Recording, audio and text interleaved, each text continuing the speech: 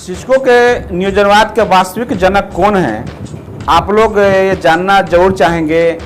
और आज हम इसी पर ये वीडियो बना रहे हैं ताकि आप लोगों को ये बता सकूं कि सही मायने में इस शिक्षक नियोजनवाद के सही जनक कौन हैं और इस नियोजनवाद का जन्म कैसे हुआ और किनके वजह से इस नियोजनवाद को बढ़ावा मिला। क्या इस नियोजनवाद को समय रहते इसका विरोध किया गया रहता तो ये समाप्त हो गया रहता। इन सारी बातों पर, इन सारे विषयों पर आज हम आप लोगों के समक्ष बातें रखेंगे।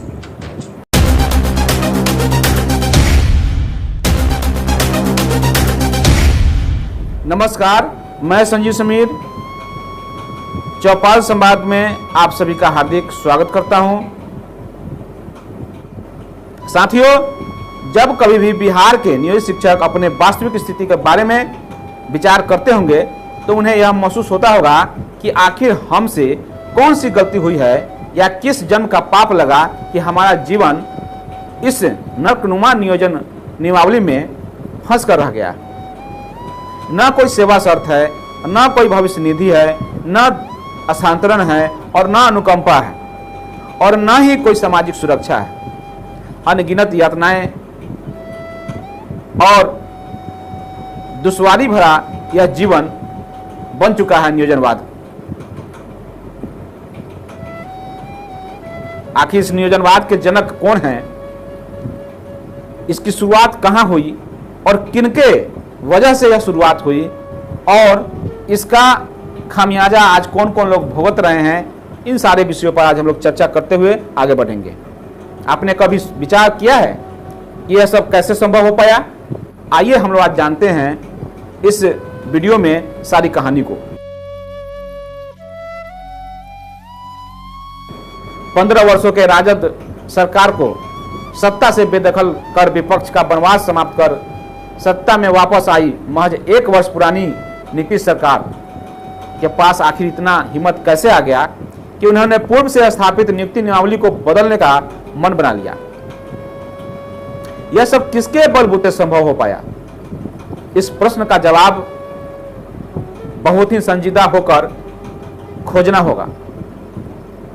हमारे सारे प्रश्नों का जवाब इसी मूल प्रश्नों में छिपा हुआ है।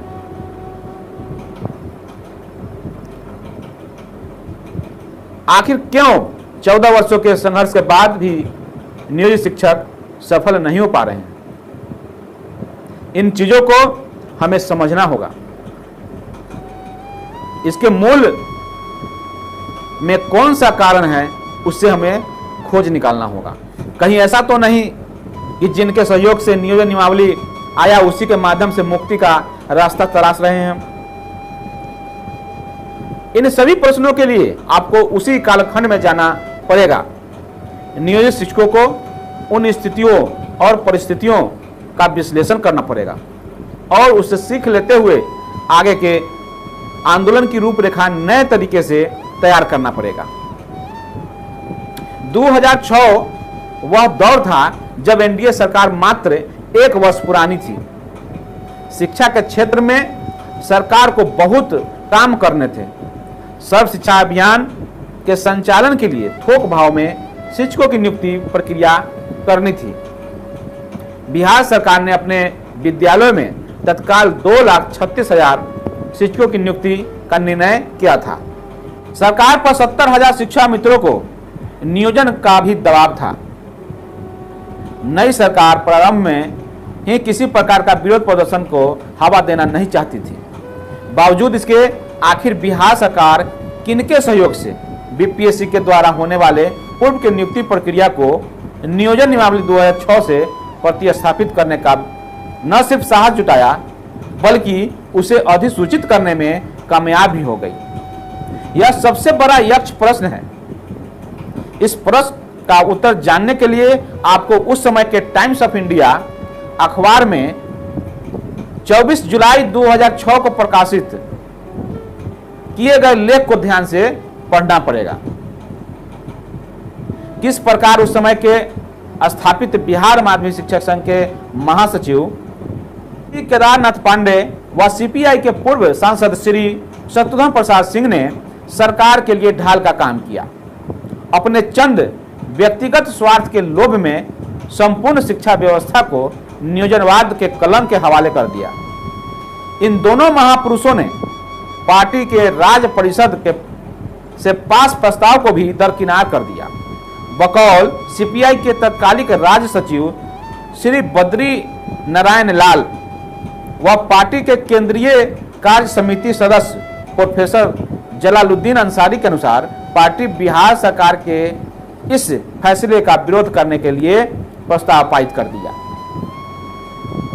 सीपीआई के तत्कालिक राज्य सचिव श्री विजयकांत ठाकुर का कहना था कि माननीय मुख्यमंत्री बिहार के क्षेत्र में विश्व बैंक की पॉलिसी लागू करना चाहते हैं। मैं बीएसटी के स्वागत वाले फैसले का विरोध करता हूं। टाइम्स ऑफ इंडिया के इस लेख से यह पूर्णतः स्पष्ट हो गया था कि बीएसटी के इन दोनों नेताओं ने पार्टी लाइन से अलग जाकर सरकार के नियोजन नियमावली का न सिर्फ समर्थन किया बल्कि बदस्तूर जारी रखने के लिए समय समय पर आंदोलन का ढोंग रचकर सरकार का साथ देते रहे और इसके आड़ में अपने व्यक्तिगत स्वार्थ की पूर्ति भी करते रहे। नियोजित शिक्षकों को अपने आप के आंदोलन का मूल्यांकन करना चाहिए। कैसे इन लोगों के नेतृत्व में आंदोलन प्रारंभ तो हुआ, लेकिन किस नतीजे पर आकर समाप्त हो गया? आखिर बीएसटीए ने पार्टी से नाराजगी के बावजूद नियोजन नियमावली के लिए अपनी सहमति क्यों और किस परिस्थिति में जताई? तत्कालिक परिस्थितियां क्या रही होंगी? किस व्यक्तिगत स्वार्थों के लिए माननीय केदारनाथ पांडे व शत्रुघ्न प्रसाद सिंह ने शिक्षकों के मान सम्मान से सौदा किया? संघ में तब से लेकर अब तक नेतृत्व परिवर्तन क्यों नहीं होने दिया गया? हर बार नियोजित शिक्षक आंदोलन में अपना दमखम लगाते रहे, उग्र आंदोलन करते रहे, लेकिन परिणाम ढाक के 3 पात क्यों हो रहे हैं? यह एक बहुत बड़ा प्रश्न है। 2015 के आंदोलन में ही नियोजित शिक्षकों का उनका सम्मान सहित सब कुछ मिल जाता, लेकिन इन वक्त पर बिहार माध्यमिक शिक्षक संघ ने, इन नेताओं ने सरकार के साथ मिलकर हड़ताल वापस ले लिया। आप सभी इस वर्ष का ऐतिहासिक शिक्षक आंदोलन तो याद ही होगा।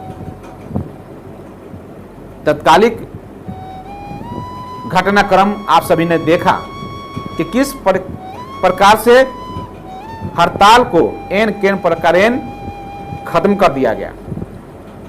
इतना उम्मीद लगा रखे थे आप लोग, लेकिन क्या हुआ? आंदोलन बेनतीजा हो गया। क्या यह संयोग मात्र है? मेरे ख्याल से बिल्कुल नहीं। यह सिर्फ संयोग मात्र नहीं है, यह माननीय मुख्यमंत्री श्री नीतीश कुमार जी का 2006 वाला ही प्रयोग है। अब इन महापुरुषों से पूछा जाए कि इनकी उपलब्धि क्या रही है। 2006 से लेकर के आज तक शिक्षकों के लिए इनकी क्या उपलब्धि रही है, यह समझने की आवश्यकता है। आज माध्यमिक शिक्षक संघ को या माध्यमिक शिक्षकों को जो कुछ भी मिला है वह सिर्फ और सिर्फ प्राथमिक शिक्षक के आंदोलन के आधार पर ही उन्हें भी मिला है। साथियों, सरकार के साथ इनका आंख मिचौली महज एक अभिनय का हिस्सा है। दरअसल ये स्वयं सरकार के अप्रत्यक्ष हिस्सा हैं। बहरहाल अब सोचने व समझने का और विचार करने का समय नियोजित शिक्षकों का है। कुछ ज्वलंत प्रश्न आपके जहन में अब तैरने लगेंगे, तैर रहे होंगे। इसका जवाब आप लोग जरूर ढूंढें कि आखिर हम लोग नेतृत्व किसको सौंप चुके हैं। क्या वह नेतृत्व हमें अपने मान सम्मान की जो लड़ाई है उसे दिला पाने में सफल होगा, अथवा हमारे आंदोलन को बेच देगा? इस चीज़ों को समझने की आवश्यकता है। इन्हीं सारे सवालों को आप लोगों के जहन में जिंदा रखते हुए मैं इस वीडियो से विदा लेता हूं। लेकिन अगर आपको यह वीडियो अच्छा लगा तो इसे ज़्यादा से ज़्यादा शेयर करेंगे। साथ ही साथ इस चैनल पर अगर नए हैं तो इस चैनल को लाइक करने के साथ साथ चैनल को सब्सक्राइब कर लेंगे और बेल आइकन दबाना बिल्कुल ना भूलेंगे। धन्यवाद।